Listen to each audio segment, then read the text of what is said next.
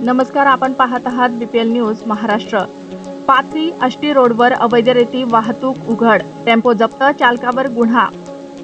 पाथरी आष्टी मार्गावर अवैध रेती वाहतूक करणाऱ्या टेम्पोवर पाथरी पोलिसांनी कारवाई करत वाहन जप्त केले असून चालकाविरुद्ध गुन्हा दाखल करण्यात आला आहे।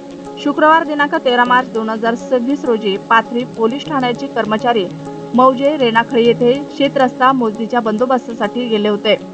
सायंकाळी सुमारे 5:30 वाजता बंदोबस्त आटपून सरकारी वाहनाने परत येत असताना सारोळा पाटी परिसरात संशयास्पद टाटा टेम्पो MH02 XA 5586 हडगावच्या दिशेने जाताना दिसला।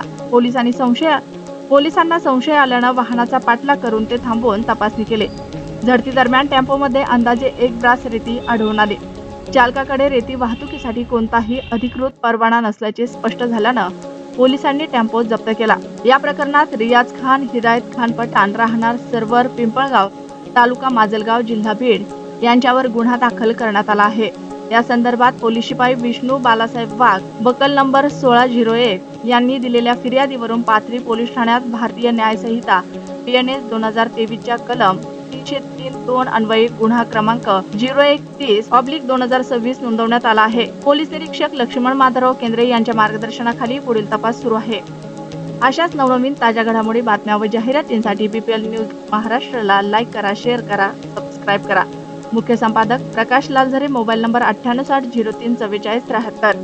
BPL news Maharashtra, Pathri.